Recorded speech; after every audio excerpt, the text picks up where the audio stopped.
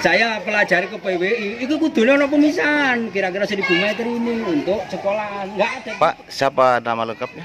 Muhammad Said, Sebagai apa di yayasan sini, Pak?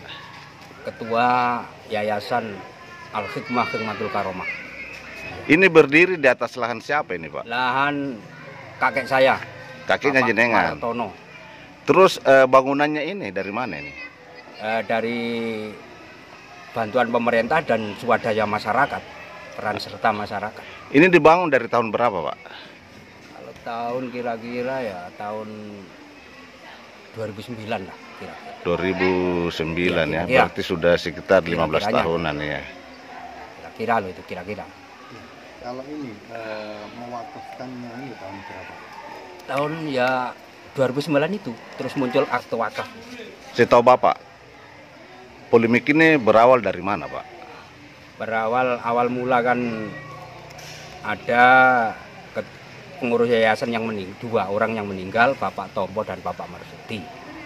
Inginnya dari ketua yayasan pada waktu itu Bapak Muhtadi agar dilengkapi kepengurusan itu. Akhirnya tanggal 12 Januari kita kumpul dan sepakat pengurus yang meninggal itu diganti. Tidak dirubah semuanya tapi diganti. Saya sebagai pengawas dan Pak Labib sebagai waktu itu wakil ketua. Jadi Pak Said sebagai pengawas di yayasan ini, Pak? Iya, Hikmatul Amin pada waktu itu kesepakatan tanggal 12 Januari itu. Terus munculnya permasalahan ini terkait apa itu permasalahannya, Pak? Permasalahan pada waktu tanggal 12 Januari itu hari Jumat. Terus berjalan waktu 3 hari, hari Senin Bapak Muhtadi beserta keluarga datang bersama anaknya datang ke sekolah ini untuk meminta akte yayasan Hikmatul Amin. Enggak diberikan sama Bayu. Apa alasannya? Pada waktu itu kita akan kumpul lagi hari Kamis. Hari Kamis akan diserahkan dan disaksikan semua pengurus. Pada waktu hari Senin kan belum jatuh tempo memberikan. Dan terus akhirnya muncul kekhawatiran. Karena apa? Karena pada waktu akan membuat akte yayasan Hikmatul Amin 2009 disepakati ketuanya itu Pak Rusdi, Pak Mus sebagai pada waktu itu pembina. Pada waktu itu akte jadi kok berubah. Ketuanya ganti Pak Muhtadi, Pak Rusdi sebagai pembina. Nah, ini akhirnya timbul kecurigaan. Jangan-jangan akte ini kalau diberikan kepada mereka akan dirubah dengan sendirinya tanpa melalui proses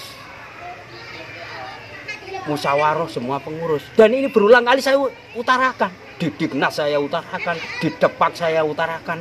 Ada pengawas datang dari Jombang 2 orang saya utarakan. Kenapa akte ini tetap harus saya pegang? Khawatir kalau dipegang dia dirubah dengan semaunya sendiri tanpa melalui proses musyawarah. Ini saya utarakan, saya ucapkan di mana-mana. Bahkan pada waktu saya mengucapkan ini ada Pak Rusdi menyaksikan di Depak, di depan Bapak Kasih Penma Bapak tahu. Pak Rusdi pun diam mengiyakan berarti. Terus dengan alasan apa saya memberikan, Bu Wahyu memberikan? Dan pada waktu itu uang yang dibuat biaya membuat akte kan uang dari Bu Wahyu. Alasannya, setelah itu kan kita melakukan mediasi lagi di Dignas yang didatangi Depak. Kita kan di situ Bapak Tama memberikan satu solusi. SMI ikut Hikmatul Amin, SMP ikut Hikmatul Karomah, dan sepakat begini. Bu Mutmainah sebagai ketua yayasan tanda tangan, saya sebagai ketua yayasan Hikmatul Karomah tanda tangan, Pak Tarmuti sebagai pembina Hikmatul Karomah tanda tangan, tinggal Pak Rusdi belum tanda tangan karena waktu itu belum hadir. Inginnya dari Depak dan Dignas lain waktu ditandatangani, tapi Pak Rusdi saya datangi ke rumah. Kenapa sampean nggak mau tanda tangan? Aku salah wasi nggak mau tanda tangan. Akhirnya kesepakatan itu kan mental. Dan pada waktu itu kesepakatan, termasuk bagian dari kesepakatan adalah tanggal 2 Juli SMP yang tadinya gedungnya di timur pindah ke barat, MI yang gedungnya di sini pindah ke timur. Saya tanggal 2 Juli pun langsung boyongan ke situ, walaupun tidak ditarangan. Karena apa? Nggak mau bertele-tele masalah ini terus-menerus. Nggak mau bertele-tele. Misalkan Pak, Iya. misalkan surat tersebut tadi sudah ditandatangani, Iya. mungkin polemik ini tidak akan Iya, berkelanjutan. sudah beres. SMP ikut Khidmatul Karomah, MI Khidmatul Amin, beres ini sudah. Beres. Masalah ini beres. Dan inginnya kami ini, kami kan membuat yayasan baru. Situ yo enggak yo Pak, baru saja. Jangan Khidmatul Amin kita buang. Karena Khidmatul Amin kita juga punya hak. Kita punya hak dari pihak kita ini. Punya hak. Karena untuk membuat Khidmatul Amin itu termasuk jasa besar dari Buahyu punya inisiatif agar sekolah ini legal secara administrasi. Terus untuk ini Pak, untuk yang dikatakan secara door to door, Iya. apakah Bu Wahyu dulu itu pada saat merekrut murid itu melakukannya secara door to door? Iya, door to door. Dulu muridnya kan sedikit. Lalu di nahkodai sama Bu Wahyu selama 20 tahun ini berkembang pesat. Berkembang pesat. Bahkan SD pun dulu ada SD 1, SD 2, tinggal SD 2.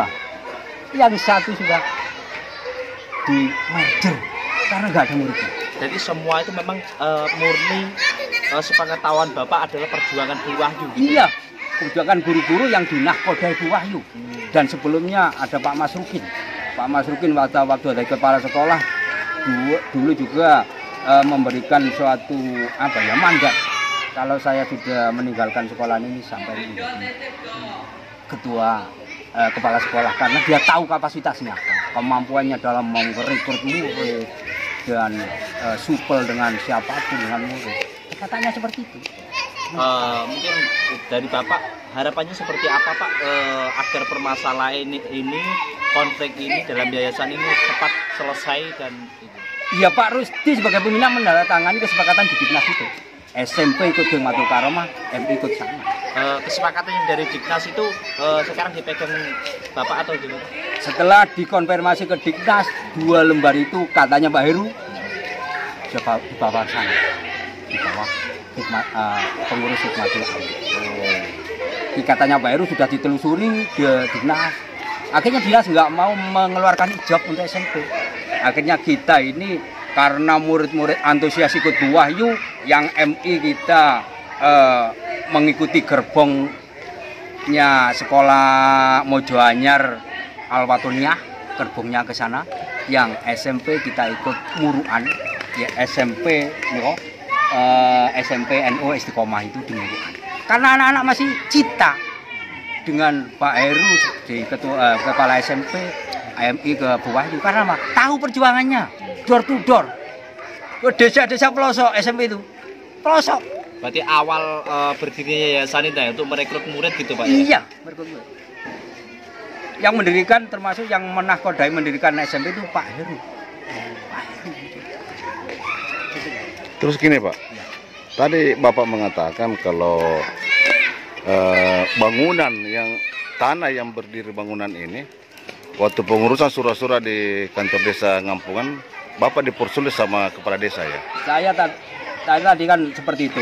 Jadi kok syaratnya akeh temen. Saya awalnya gimana Pak, kok sampai dipersulit sama kepala desa itu? Saya kurang tahu.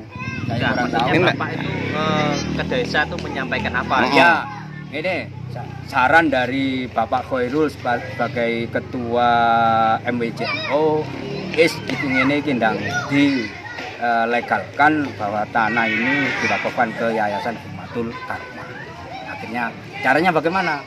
Dulu kita datang ke desa meminta surat pengantar.